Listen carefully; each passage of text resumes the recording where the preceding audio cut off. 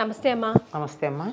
అమ్మా, భీష్ముడు అష్టమి రోజు శరీరాన్ని వదిలిపెట్టి వెళ్ళిపోతే ఫిబ్రవరి 20 తారీఖు భీష్మ ఏకాదశి అన్న పేరు ఎందుకు వచ్చింది? గజం కేవలం 500 రూపాయలతో 1210 గజాల భూమి కేవలం 6 లక్షలు మాత్రమే. ఆనాడు ఏకాదశి ఉంది గనక ఏకాదశి అంతవరకే. కానీ వాస్తవంగా ఉత్తరాయణం రాగానే ఆయన శరీరం వదిలేశాడు. ఎందుకంటే యుద్ధం జరిగింది దక్షిణాయనంలో. ఆయన అర్జునుడి బాణాలకి నేల కూలినటువంటి సందర్భంలో వాళ్ళ తల్లి గంగాదేవి దేవతలని హంసల రూపంలో పంపించి ఉత్తరాయణం రాకుండా శరీరం వదిలి ఎందుకు వస్తావు అని సందేశం పంపింది. భీష్ముడికి స్వచ్ఛంద మరణం ఉంది. ఎప్పుడు కావాలంటే అప్పుడు శరీరం వదలచ్చు, ఎప్పుడు కావాలంటే అప్పుడు శరీరం వదలచ్చు. కానీ శరీరం అనారోగ్యంగా ఉంటే కూడా పట్టుకుని పాకులాడడం జరిగింది చూడండి. చాలా రోజులు 58 రోజులు అనుకుంటా, 58 56 రోజులు అంపశయ్య మీద ఉన్నాడు. ఎప్పుడైతే ఉత్తరాయణం వచ్చిందో వెంటనే శరీరాన్ని వదిలేశాడు. ఇది జరిగింది మాఘ శుద్ధ అష్టమి. రథసప్తమి నాడు ఏం జరిగింది? సూర్యుడి యొక్క గమనం మారింది, అంటే ఉత్తరం దిక్కుకు వచ్చేసాడు. అందుకని ఆ మర్నాడు సూర్యుడు ఉత్తర దిక్కుకు ప్రయాణం మొదలుపెట్టాడు అనేది తెలిసింది గనక మర్నాడు శరీరం వదిలేశాడు.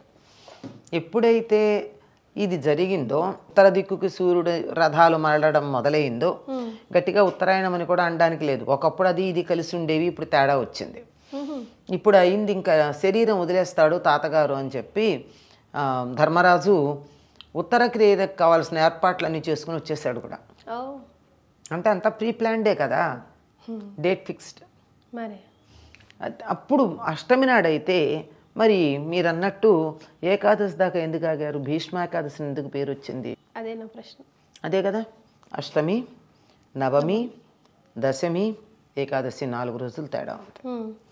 ఈ 4 రోజులు తేడా ఉంటే దాన్ని సమన్వయం చేయడానికి కొంతమంది ఏం చెప్పారంటే, రోజుకొక్క ప్రాణం చొప్పున పంచప్రాణాలు వదిలేయడని. రోజుకొక్క ప్రాణం వదిలితే కూడా 4 అయింది, 5 ఎక్కడొచ్చింది? ఇది కూడా ఆలోచించాల్సిందే.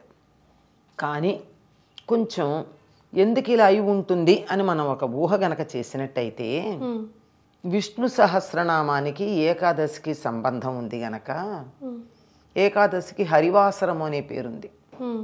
ఏకాదశి తిథిని ఆనాడు ఆ పేరుంది గనక ఈ విష్ణు సహస్రనామాన్ని చెప్పినటువంటి వాడు భీష్ముడే గనక ఆ భీష్ముడికి సంబంధించిన ఏకాదశిగా దాన్ని చెప్పుకుంటారు అని కొంచెం తార్కికంగా ఆలోచించే వాళ్ళు చెప్పేటటువంటి మాట. ఓకే, లేదు ఆయన శరీరం వదలాలి అని అనుకున్నాక క్రమంగా ఇది జరిగింది అనుకుంటే కూడా అలా వీలు కాదు. కారణం ఏమిటంటే భీష్ముడికి సంతానం లేదు. సంతానం వద్దని కదా పెళ్లి మానేశాడు, వేరే కారణం ఏం కాదు. సంతానం వద్దనుకుని పెళ్లి, అంతే కదా. తండ్రి కోసం నువ్వు వద్దన్నావు, బాగానే ఉంది రాజ్యం, నీ కొడుకులు అడిగితే వారసత్వం ప్రకారం నీ కొడుకులకు రావాలి కదా, నీ కొడుకులు అడిగితే ఎట్లా అని అడిగాడు కదా దాసరాజు. నేను పెళ్లి చేసుకోను అన్నాడు. పెళ్లి చేసుకుంటే కదా కొడుకులు పుట్టేది. సంతానం లేదు. కానీ సంతానం లేనటువంటి భీష్ముడికి ఈనాటి దాకా పిండ ప్రదానం జరుగుతుంది. ఈనాటి దాకా ఎంతమందికి జరుగుతుందమ్మా ఈరోజు? పిల్లలు ఉన్న వాళ్ళకైనా జరుగుతుందా? అదే కదా, పూరీ క్షేత్రంలో కృష్ణుడు పెడతాడు. అలాగే ప్రతి వాళ్ళు కూడా ఎవరైతే సంతానం కావాలని కోరుకుంటారో వాళ్ళందరూ భీష్ముడికి ఈనాడు తర్పణాలు ఇస్తారు. దానికి దీనికి సంబంధం లింక్ ఉందమ్మా? ఉండే ఉంటుంది, ఎందుకు లేకపోతే ఎందుకు ఇస్తారు? మాకు అలా భీష్ముడికి తర్పణాలు ఇచ్చాము ఈ సంవత్సరం, మాకు వచ్చే సంవత్సరానికల్లా మా ఇంట్లో ఉయ్యాలు వేసుకున్నాం అంటారు. అంటే భీష్ముడు తండ్రి కోసం తన వివాహం చేసుకోను అని ప్రతిజ్ఞ చేసి సంతానం లేకుండా ఉన్నాడు. తనకంటూ ఫిజికల్లీ సంతానం లేదు, కానీ అసలు సంతానం కావాలని ఎందుకు కోరుకుంటారు?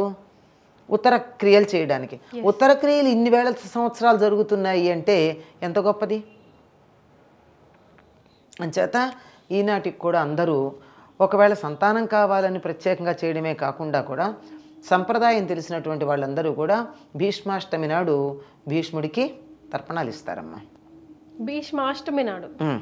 ఇది భీష్మ ఏకాదశి కదమ్మా. అదేంటున్నా. అయితే ఆ తర్వాత వచ్చినటువంటి ఏకాదశి కనుక దానికి భీష్మ ఏకాదశి అనే పేరు వచ్చి ఉంటుంది అని మనం అనుకోవాల్సి ఉంటుంది. సో ప్రత్యేకంగా తర్పణాలు ఇవ్వడం ఈ రోజు ప్రత్యేకత అమ్మా. భీష్మాష్టమి నాడు.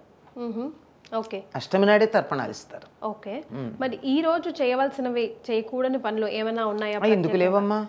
భీష్మ ఏకాదశి నాడు భీష్ముడు కదా విష్ణు సహస్రనామాన్ని దర్శించింది. మరి దర్శించడం అంటే ఆయన చెప్పేశాడు. ఎంత గొప్ప అంటే కృష్ణుడు అలా నోటితో కంటితో చూస్తున్నాడు, నోటితో చెప్తున్నాడు, చెప్పిన దాని చెవులతో వింటున్నాడు. ఆయన శరీరం నుంచి వచ్చినటువంటి తులసి మాల నుండి వచ్చే పరిమళాన్ని ముక్కుతో ఆస్వాదిస్తున్నాడు. అలా చూస్తూ కదా శరీరం వదిలాడు. కనుక ఈనాడు విష్ణు సహస్రనామ పారాయణాలు చేస్తారు. భీష్మ ఏకాదశి నాడు అసలు ఏ ఏకాదశి అయినా చేస్తారు. అందులో భీష్మ ఏకాదశి నాడు తప్పనిసరిగా విష్ణు సహస్రనామ పారాయణలు చేయడం. సరే, మనకి ఏదైనా ఉండే నియమాలు ఒకటేనమ్మా, ఎప్పుడైనా ఉండేవి. ఏమిటి అంటే బ్రహ్మచర్యం, భూసేనం, ఏకభుక్తం. అంతే కదా. ముఖ్యంగా ఏకాదశి పాటించే వాళ్ళు తప్పనిసరిగా చేసేది. అందులో ఇది ఇంకా ప్రధానమైనటువంటిది కనుక ఈ విధంగా చేస్తారు. Right. Thank you so much అమ్మా. ధన్యవాదాలు.